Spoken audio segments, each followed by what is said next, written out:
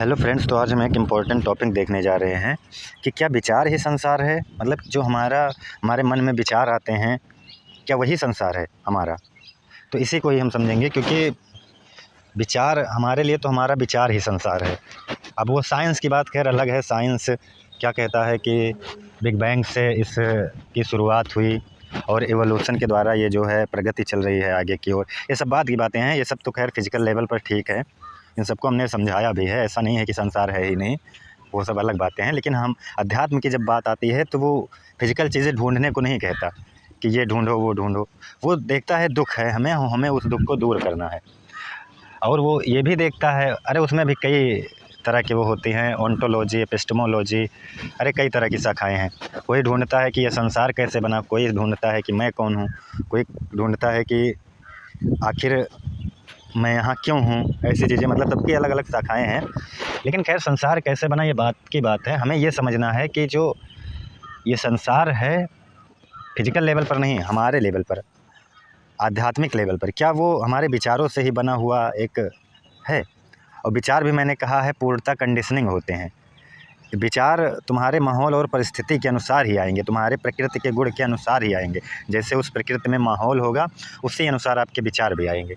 तो क्या हमारे लिए संसार सिर्फ विचार मात्र है? अगर इसको हम गहराई से समझें, गहराई से यदि तुम देखो तो तुम विचारों के अलावा कुछ और हो ही नहीं। तुम जो कुछ भी हो वो विचार ही है, और विचार भी माहौल और प्रकृति से आ रहे हैं। मतलब तुम्हारा अपना कुछ है ही नहीं। जो लोग पूछते हैं मैं हूँ कौन, तो वो कुछ है ही नहीं पहली बात तो। जैसे एक हम कहते हैं ना कि जानवर होता है, वैसे ही तुम भी हो यदि तुम उन विचारों को ऑब्जर्व नहीं कर पा रहे हो।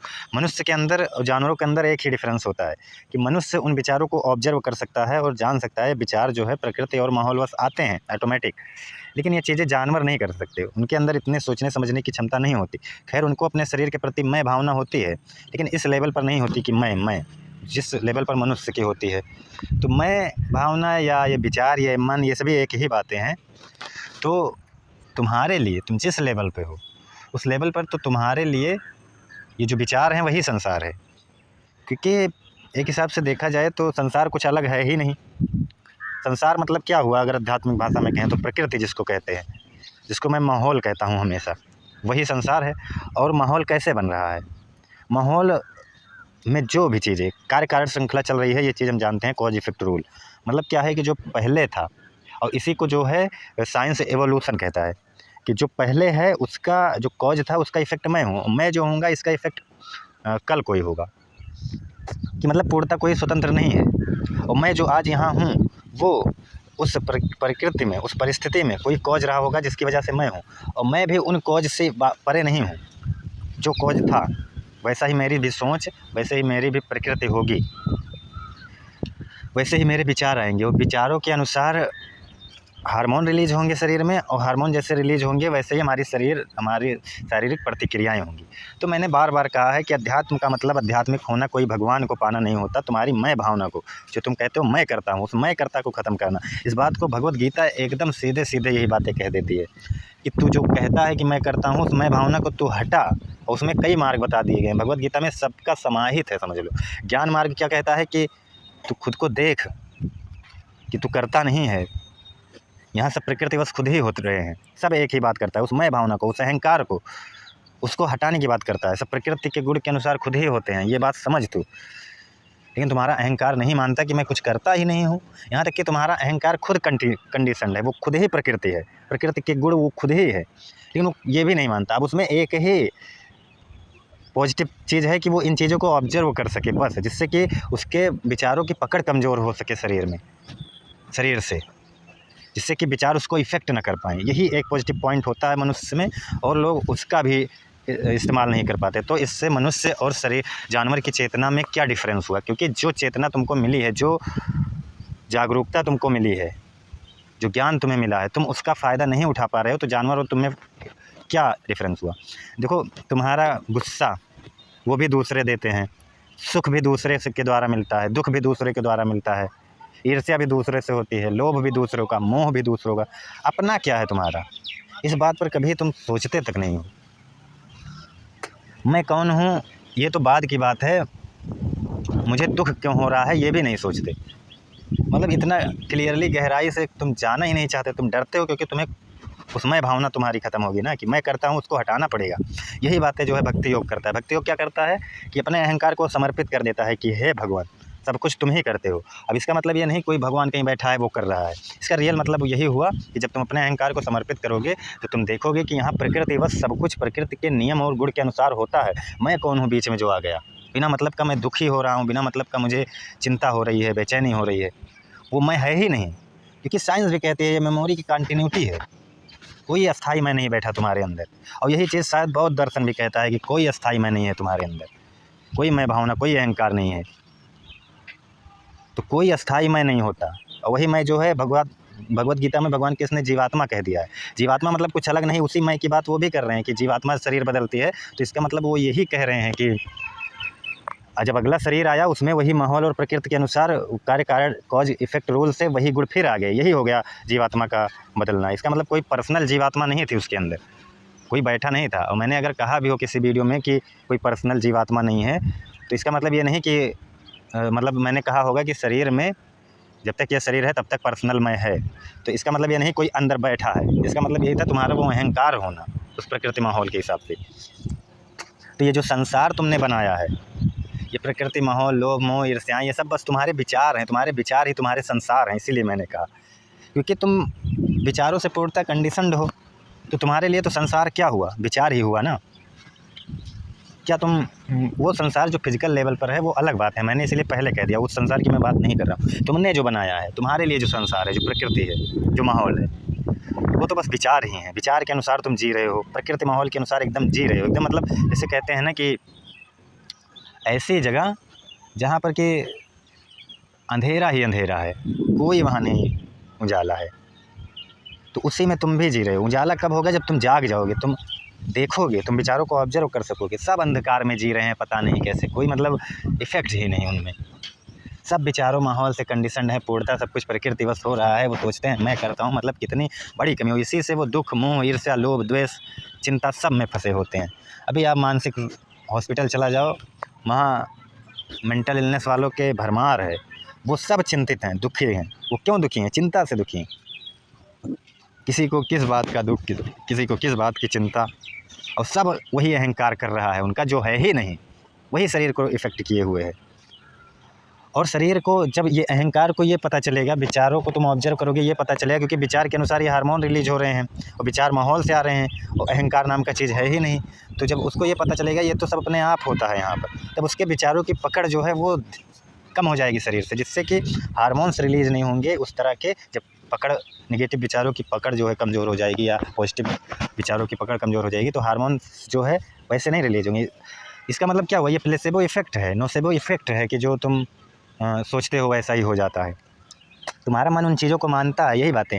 अब खैर मैं कर्म योग की भी बात कर लूँ, कर्म योग भी वही काम करता है। कर्म योग तो सीधा सीधा कहता है तुम जो करता हो वो चीज़ें हटा दो, ये समझ लो सब कुछ प्रकृति के गुण के अनुसार खुद ही हो रहा है, बस यही है कर्म योग। मैं वो सत्य हूँ जो कुछ नहीं करता। अब उसको अध्यात्म सत्य कह देता है, ब्रह्म कह देता है, आत्मा कह देता है।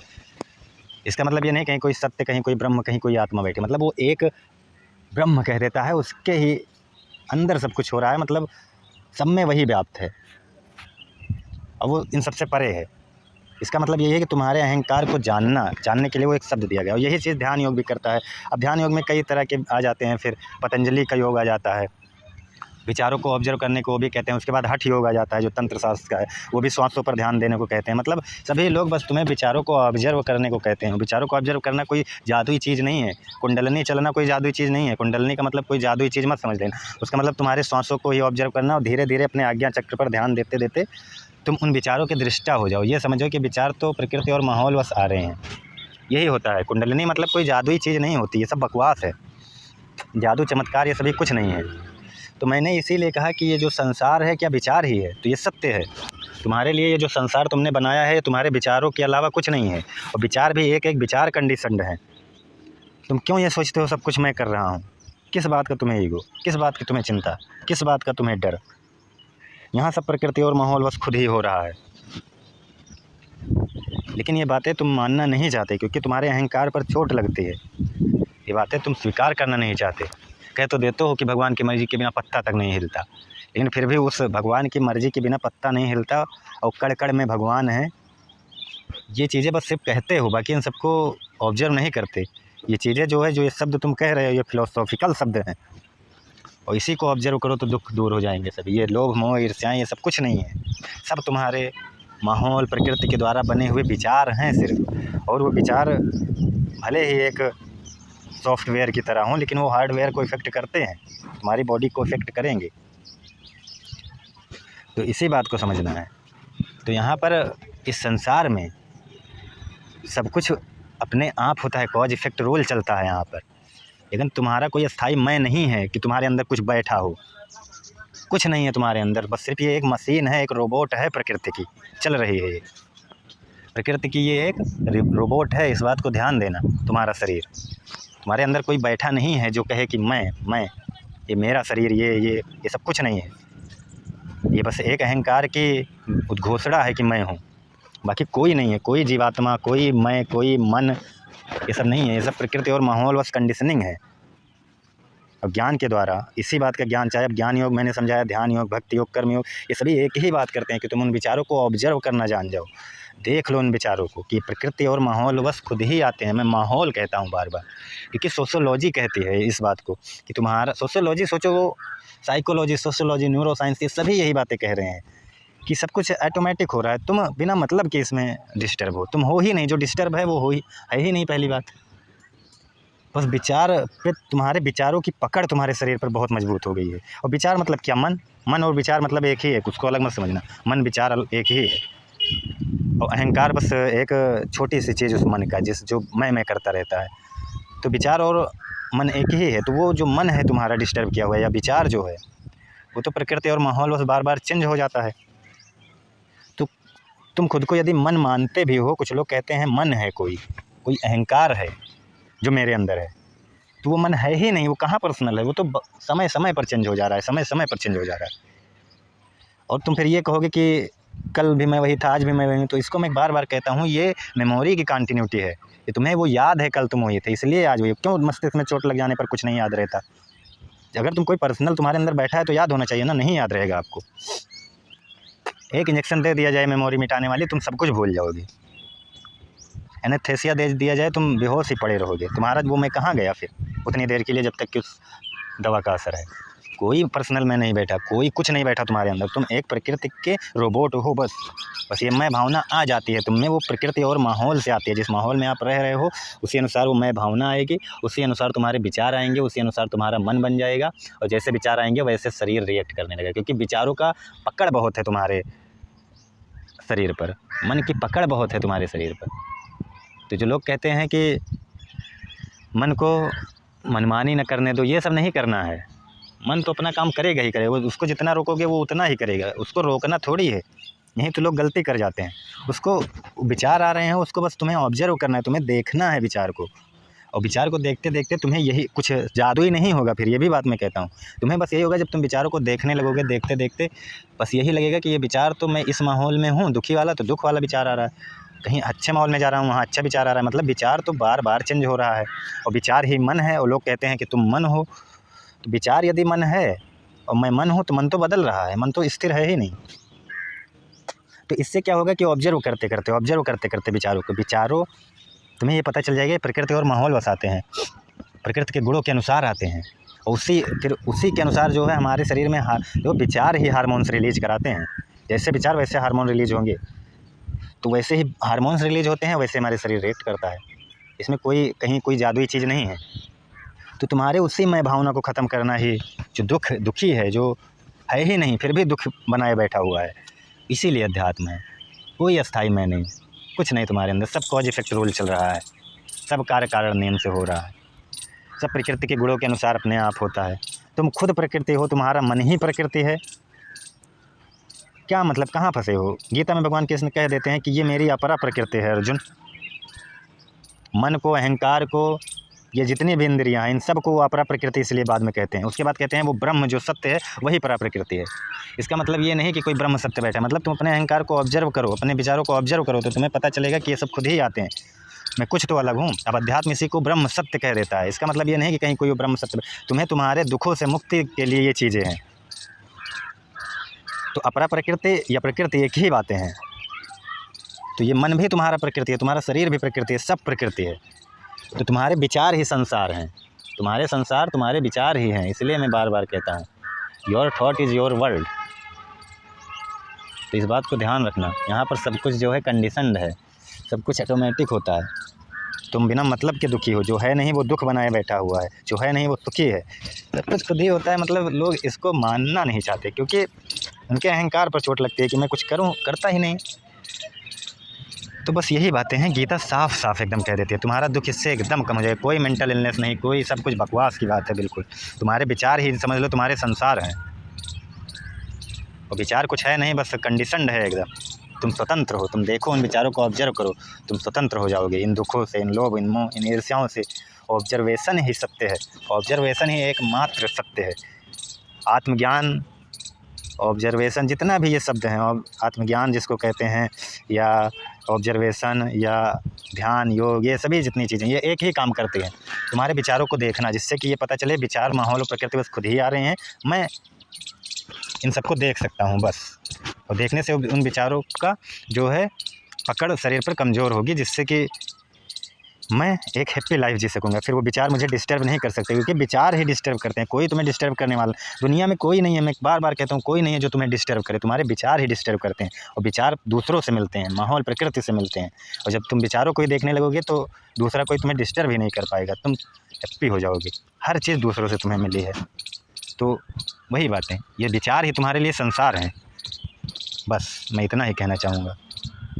तो ना कोई दुख, ना कोई सुख, ना कोई पुण्य, ना कोई पाप, सब कुछ तुम्हारी बनाई हुई कल्पना है, जिससे तुम डरे हुए हो, इसीलिए सब कुछ तुम फॉलो कर रहे हो। धन्यवाद।